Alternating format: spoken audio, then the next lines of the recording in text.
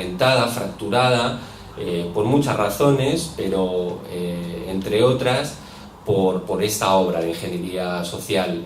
Nosotros vivimos en una sociedad de la que se radicó la amenaza fundamental que desde finales del siglo XIX había vivido esta sociedad, que era el comunismo libertario. La erradicación de esa amenaza fundamental por esta obra de ingeniería social que comento es lo que configura la realidad en la que estamos. Entonces, bueno, a través de estos elementos subjetivos y objetivos, como digo, se nos ha ido metiendo en la memoria histórica desde el principio. Yo quería, entendiendo en un sentido muy laxo, como están viendo, ¿no?, lo de la memoria histórica, no quiero entrar ahora en las distinciones entre memoria histórica, que son muy oportunas, pero en un sentido muy laxo, como digo, yo creo que es importante sentirnos de partida parte de la memoria histórica, ¿vale?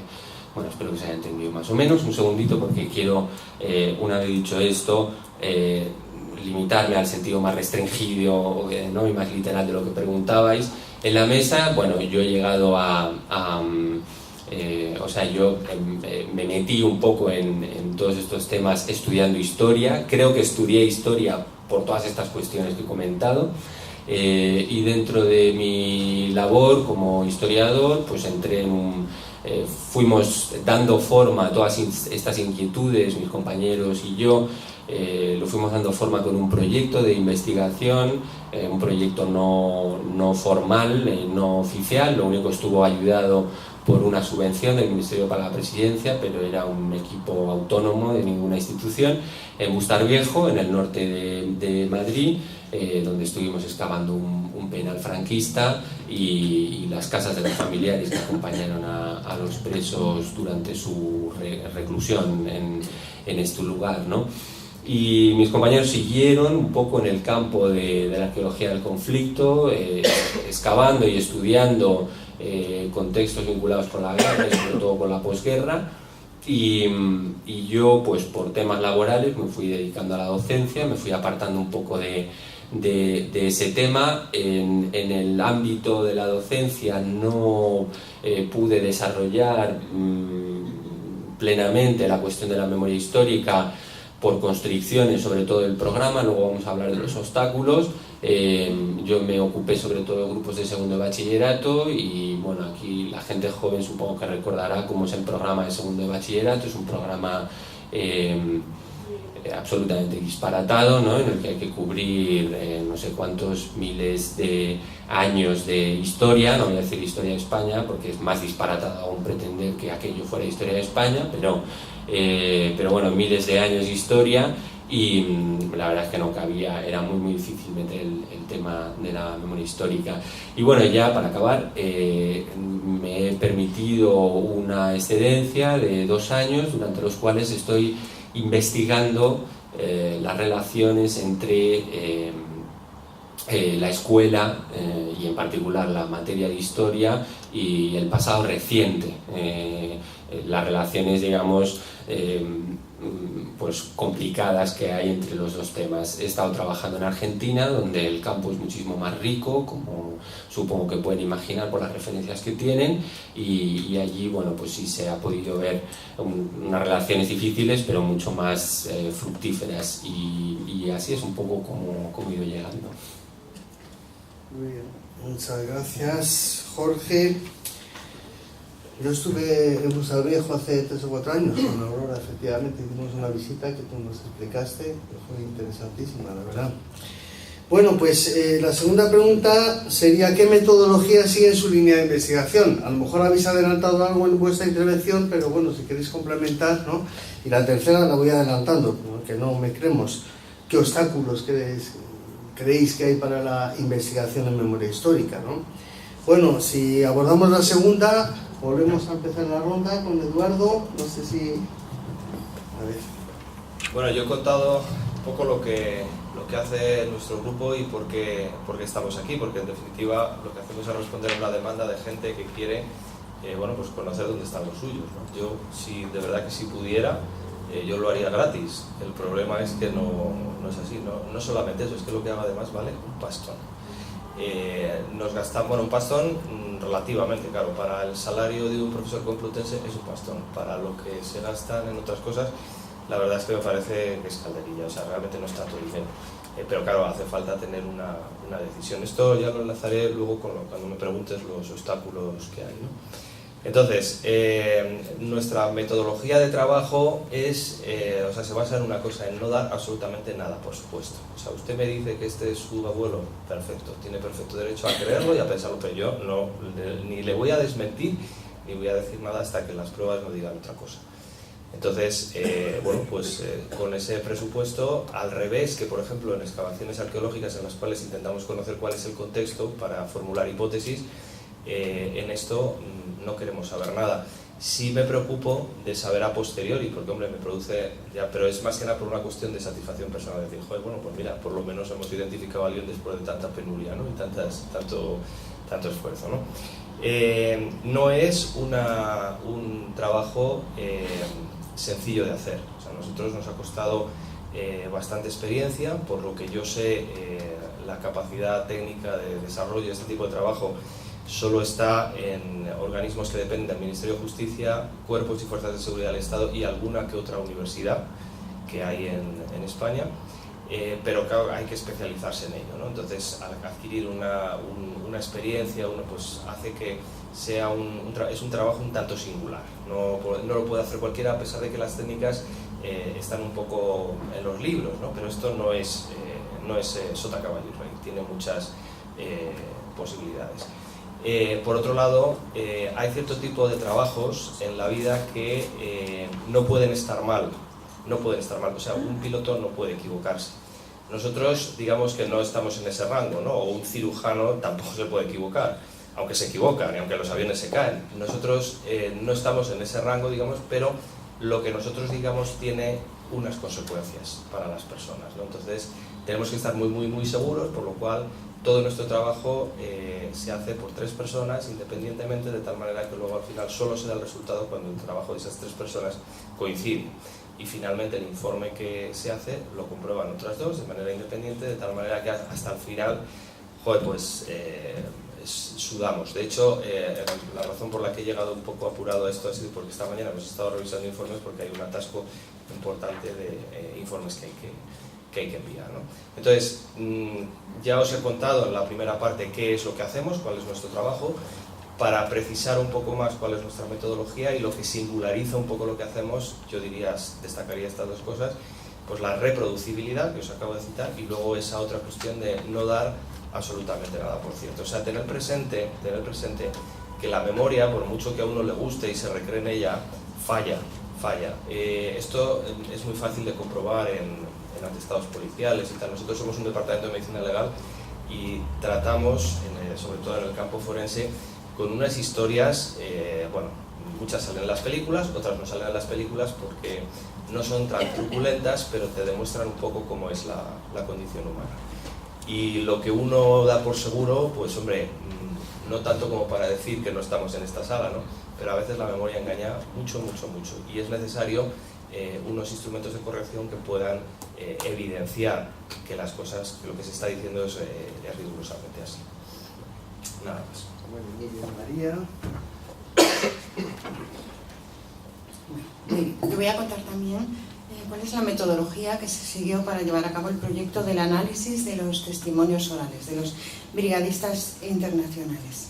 Estamos hablando, acaba de comentar el compañero, que la memoria falla, pues nosotros nos basamos para este proyecto en lo que decían unas personas que habían participado en un conflicto bélico, que habían venido de voluntarios a España, en concreto fueron 19 o 20 personas, que eran de los pocos que se pudieron localizar, a los que se pudo tener acceso y que estaban vivos y en condiciones físicas y psíquicas adecuadas para poder llevar a cabo una entrevista. Entonces, aquí el objetivo pues era, por una parte, recuperar esos testimonios, porque con más o menos aciertos son testimonio vivo, son historias de vida y son historias que se nos van, porque que ya casi no hay. Entonces, de ahí la riqueza por lo menos de recoger el testimonio, pero claro, eso planteaba un problema, y es que había que, o se vio, la persona que participó en estas entrevistas, que fue la que las desarrolló, se encontró con una casuística muy particular derivada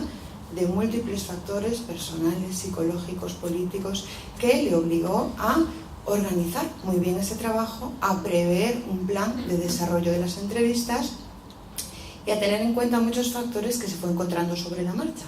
De ahí que, aunque hablemos de testimonios y frecuentemente se realiza investigación sobre testimonios orales, en este caso tenemos una particularidad que los hacía muy diferentes de otro tipo de testimonios. Entonces se vio en la necesidad o vio la oportunidad de sistematizar ese proceso para otro tipo de investigaciones de naturaleza similar. Por eso ella propuso este trabajo, por una parte, sistematizar su propia experiencia, en la que ella había ido desarrollando a través del ensayo y error, ¿no? A través de entrevistar a 15, 20, 30 brigadistas, viviendo cómo se iban sucediendo, la problemática que iba teniendo, pues pensó que era necesario sistematizar todo ese trabajo y organizarlo para los siguientes, ¿no? Y al mismo tiempo, es verdad que tenemos unos archivos, que la investigación, la historia, se nutre de distintas fuentes, también los testimonios orales, por lo menos como soporte. Porque es verdad que ofrecen una visión de la historia particular y ayudan a conformar lo que ocurrió y la percepción.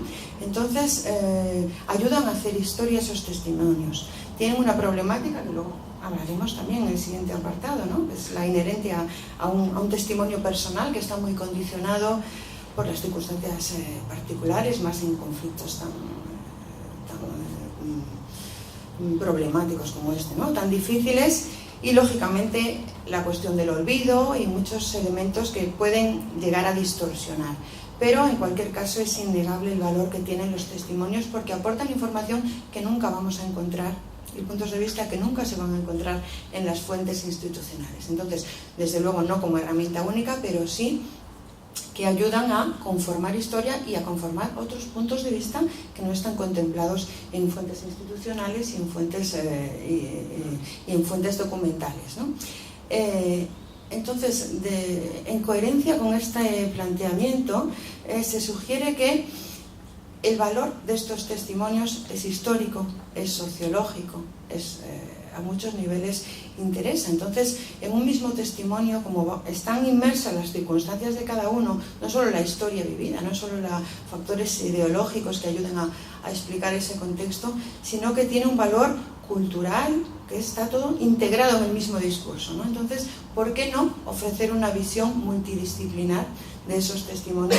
¿Por qué no dar una explicación histórica ayudada o complementada con las fuentes documentales y los testimonios? ¿Por qué no dar una visión sociológica? ¿Por qué no dar una visión antropológica de todo eso? Y también, como estamos hablando de herramientas y de metodologías de investigación, pues también hacer un procedimiento documental.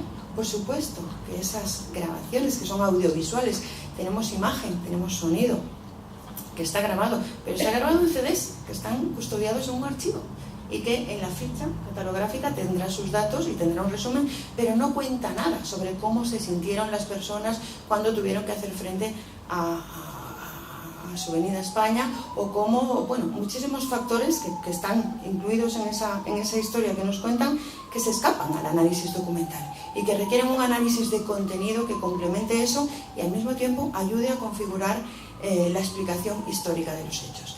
Entonces, la metodología que se llevó a cabo en este proceso fue, por una parte, esa planificación, esa sistematización en la que está inmersa la persona de la que les he hablado, porque está realizando su tesis doctoral precisamente respecto a este tema, a ese trabajo de sistematización, pero aparte, con esas grabaciones, también se hizo un análisis histórico por parte de una persona, componente del equipo experto en estos temas, que analizó la historia bajo la mirada de estas personas. También un análisis político por parte de un experto politólogo, un análisis documental en el que participaron también profesores de esta facultad, y con todo ello se daba bajo el mismo documento, bajo el mismo soporte, se daba una visión multidisciplinar de los hechos, ¿no? Esa fue la aportación metodológica, y también teniendo en cuenta que eso se pretendía que fuese una herramienta al servicio de la sociedad en general y de la comunidad científica en particular.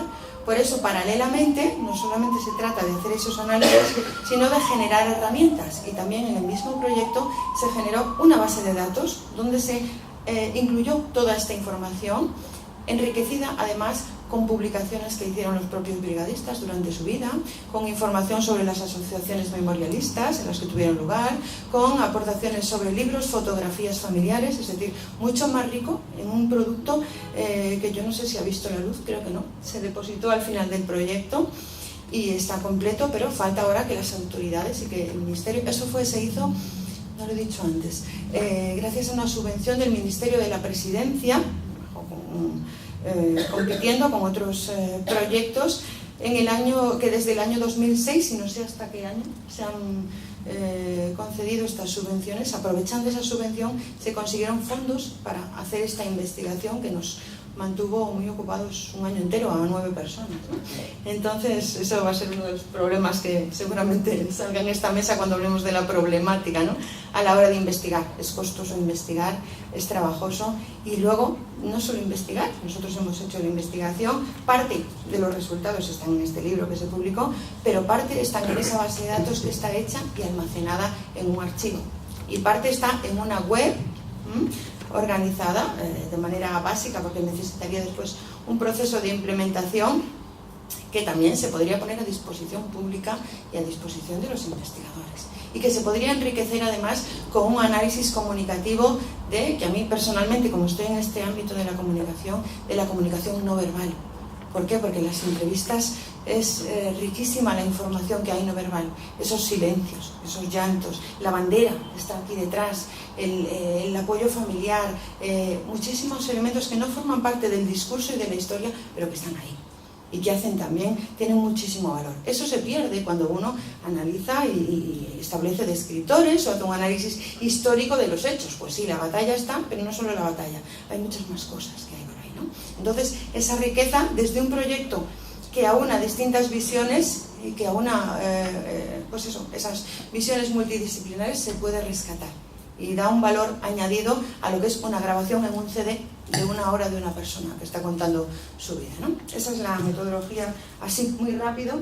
Espero que por lo menos haya sido suficientemente clara como para poder esbozarla, ¿no? Muy bien. Gracias, María. Carmen.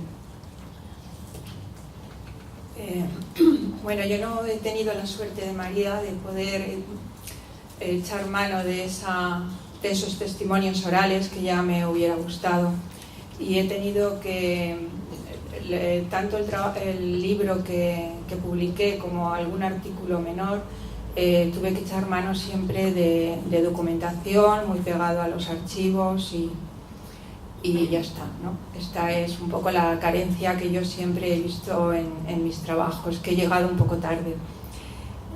Yo partía rigurosamente buscando el estado de la cuestión. En el libro de Robledo no encontré nada. Los libros que había eran libros sobre las romerías, la Virgen, en fin, que no había nada del que yo pudiera echar mano. Pero la metodología que yo he seguido siempre ha sido la de partir de un relato, construir un relato cronológico de los hechos, y a partir de ahí irlo rellenando con preguntas que me iban surgiendo y que necesitaba para acabar con la trama.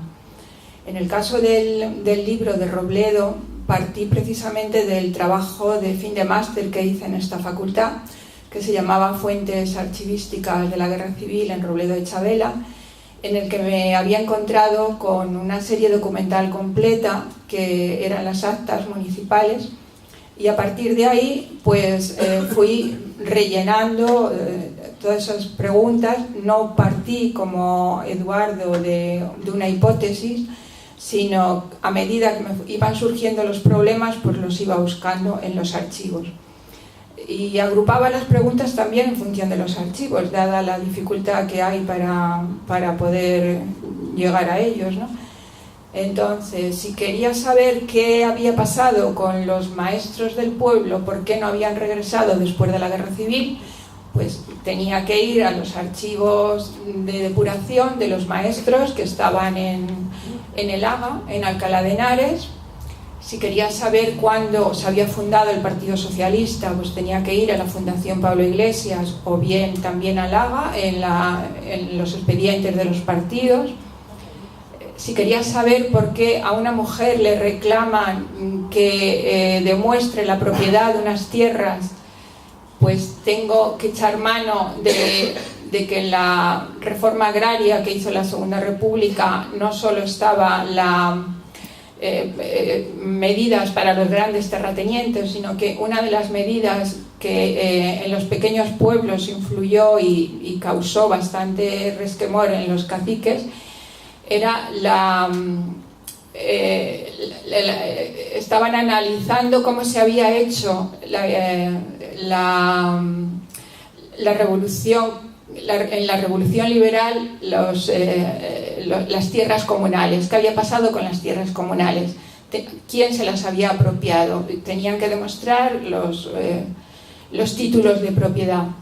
De esta manera, pues vas cerrando huecos y vas estableciendo un relato, digamos, coherente, muy pegado a los documentos, siempre buscando nuevas fuentes, siempre agotando todos los archivos.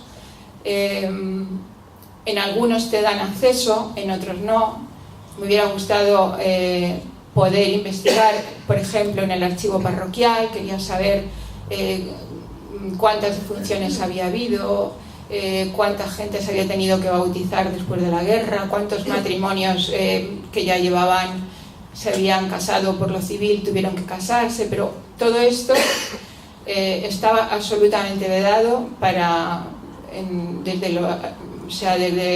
desde la guerra para acá. La Iglesia no te permite investigar absolutamente nada. También me hubiera gustado poder acceder a los archivos de la Guardia Civil, porque estoy segura de que no los han destruido, que los tienen, y hubiera sido facilísimo poder llegar a una historia más completa, sabiendo quién era quién. Pero todo esto son pegas y inconvenientes que te ponen. A pesar de eso, pues investigué en 12 archivos, en 2 hemerotecas, y bueno, pues ya hablaremos de las dificultades que tenemos a la hora de investigar. Muy bien, Isabel. Me corresponde hablar ahora.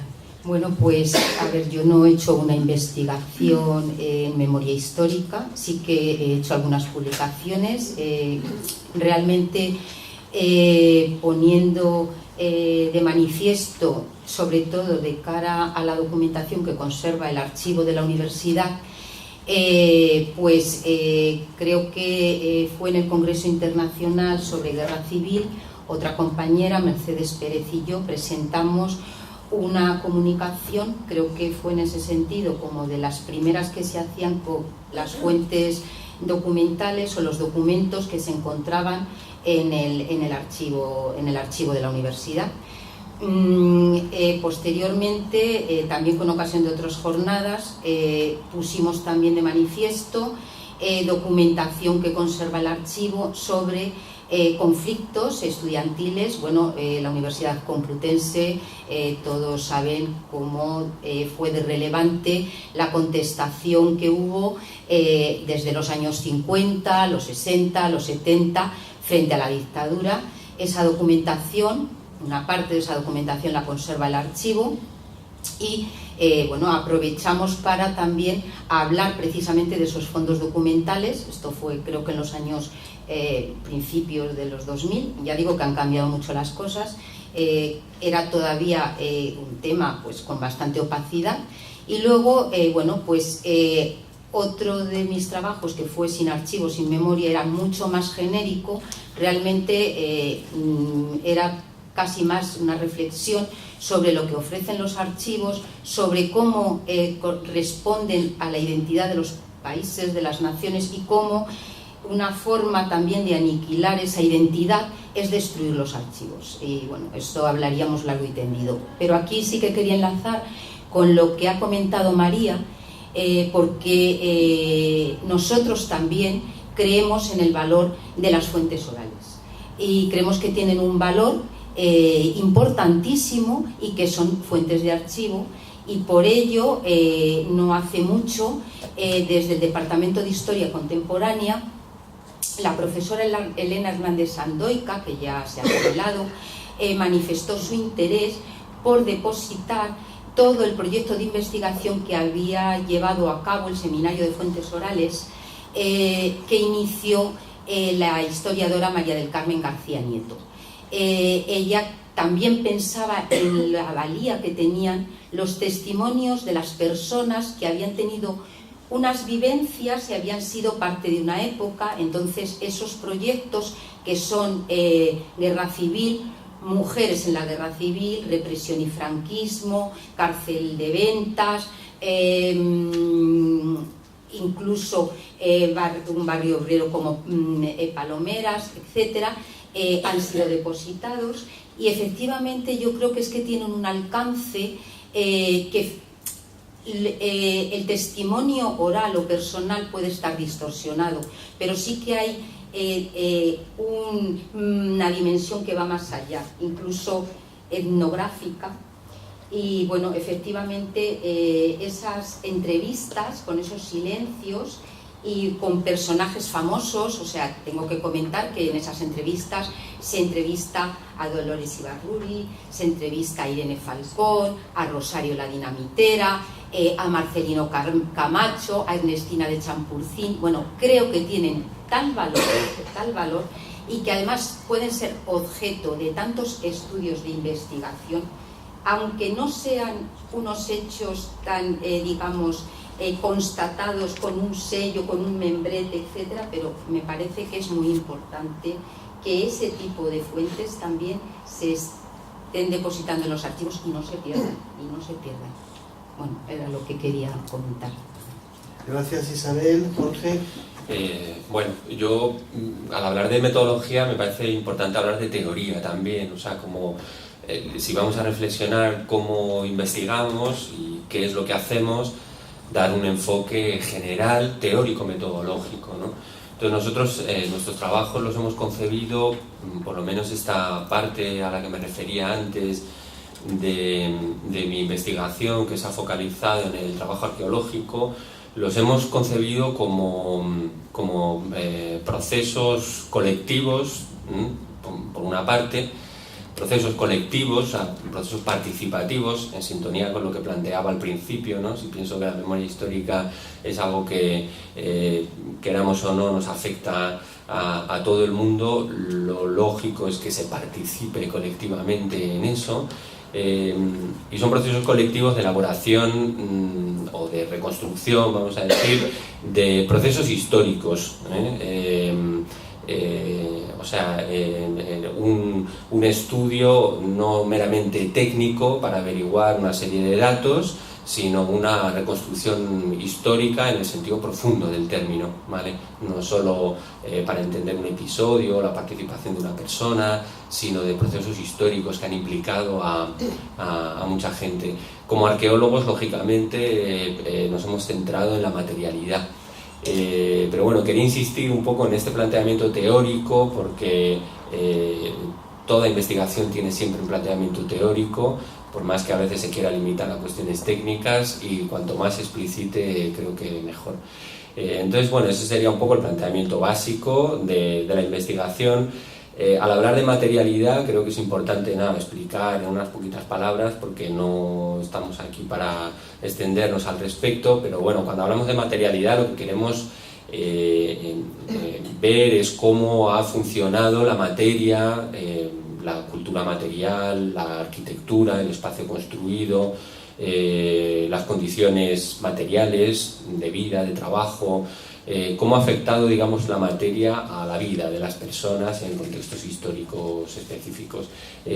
Nosotros hemos estado estudiando este penal de los años 40, en el que se recluyó a diferentes presos para construir una obra de interés nacional, considerada de interés nacional en los años 40, como fue el ferrocarril de Madrid-Burgos, y lo que queríamos ver es efectivamente qué papel desempeñó la materialidad en eso. La materialidad se entiende en nuestras investigaciones no solo como el resultado de la acción. Aquí el régimen franquista instala estos barracones o este penal, este campo de trabajo forzado y tiene estas características físicas. No, o sea, queremos entender también que la materialidad sirve en los contextos en los que se emplea para llevar a cabo determinadas prácticas, ¿no? En el caso concreto en el que nosotros hemos investigado, para reprimir fundamentalmente. Aunque también en ese contexto se puede ver la materialidad como un instrumento de resistencia también. Entonces nosotros como arqueólogos, insisto que estudiamos la materialidad como resultado de la acción, pero también como medio para la acción, ¿vale? Entonces ahí pues digamos con ese planteamiento teórico-metodológico fuimos estudiando las estructuras que habían quedado de todas estas obras que llevaron a cabo los presos, las estructuras que se vincularon con su vigilancia, con su reclusión, etcétera, etcétera, y las entendimos fundamentalmente en clave de tecnología de represión, ¿vale? A la hora de entender esos procesos históricos que comentaba, la materia nos está revelando todo un dispositivo muy complejo por el cual el régimen llevó a cabo su labor represiva, en concreto con los presos, ¿vale? Y lo que quería decir, que en ese sentido puede ser interesante para la gente que pueda estar estudiando archivos y fuentes orales y fuentes escritas, es que la materialidad nos está permitiendo acceder en muchos casos a registros y a facetas de la realidad que no están contempladas en otro tipo de fuentes, ¿no? Y a nosotros nos ha pasado encontrarnos con testimonios, o más bien no encontrarnos con referencias concretas, ¿no?, en los documentos escritos respecto del uso, las funcionalidades o las presencias de determinados colectivos en este campo de trabajo, y la arqueología nos ha permitido entender pues eso, ¿no?, que determinados espacios servían a tal, que no estaban mencionados en las fuentes, y que estaban presentes las familias de los presos, cosa que no venía mencionado en ningún tipo de documento. Si nos hubiéramos quedado solamente con los documentos escritos, jamás habríamos sabido. Por supuesto, los testimonios orales sí que hacían alusión a esto, pero bueno, que hay múltiples aspectos, ¿no?, de la realidad histórica que han quedado materializados en la materia, valga la redundancia, y que no están en otros registros y que puede ser interesante estudiar. Y, como digo siempre, desde ese punto de vista, ¿no?, como un acceso al conocimiento histórico en sentido profundo.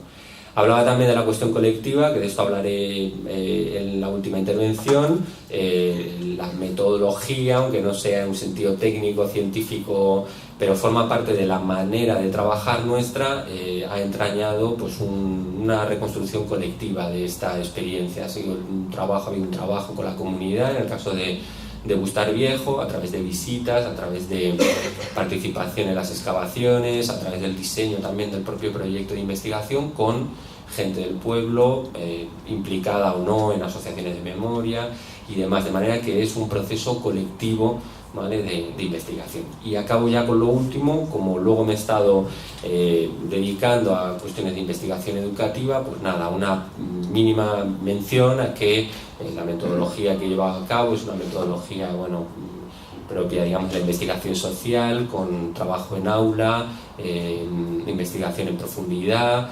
y bueno, he trabajado fundamentalmente con adolescentes para intentar entender los vínculos específicos que establecen los chicos y las chicas con el pasado reciente, en este caso de Argentina, porque es el contexto en el que he estado trabajando, ¿no? Y ahí se ha abierto una perspectiva muy interesante para entender, concretamente cómo viven los chicos, los jóvenes, algo que en principio les resulta muy ajeno. Lo de la memoria colectiva puede ser más o menos evidente para nosotros, pero para chicos que tienen ahora mismo 16, 17 años no es nada evidente. O sea, mencionar la guerra o mencionar la dictadura, incluso en el caso de Argentina de los años 70, en muchos casos pueden no resonarles mucho. Y bueno, la metodología ha ido enfocada un poco a ver en qué les podía, digamos, mover este tema, y sobre todo cómo se podía cómo se podían implementar estrategias pedagógicas que tuvieran en cuenta esos intereses, ¿no? Y esas perspectivas de los chicos. Bueno, sería interesante extenderse más, pero aquí quedan muchas cosas por mencionar todavía. Gracias, Jorge. Perdonad que meta un poquito la cuchara nada más. Quisiera hacer un pequeño comentario para apuntalar la importancia de los testimonios orales, ¿no? Porque estamos en un centro donde, claro, hay una gran reverencia al documento escrito. Es lógico, es normal, a los archivos, pues claro, es lógico, ¿no? Pero cuando estamos hablando de memoria histórica, y yo accedía a memoria histórica a través del activismo en derechos humanos, los contextos de memoria histórica es allí donde se han producido graves vulneraciones masivas de derechos humanos hacia la población. Es decir, crímenes en una envergadura tremenda, crímenes que son negados por el relato oficial dominante.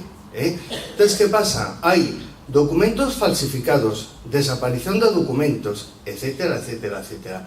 Pensemos en la trama de niños robados, cantidad, miles de certificados falsos de defunción, cambios de nombres, y eso consta en archivos.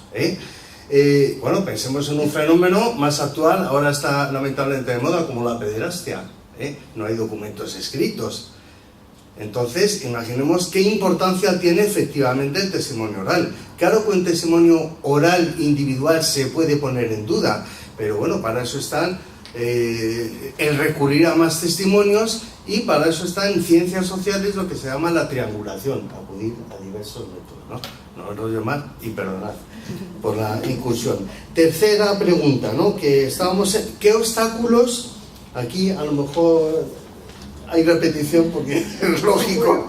¿Qué obstáculos creéis que hay en la investigación en memoria histórica? Eduardo, cuando quieras.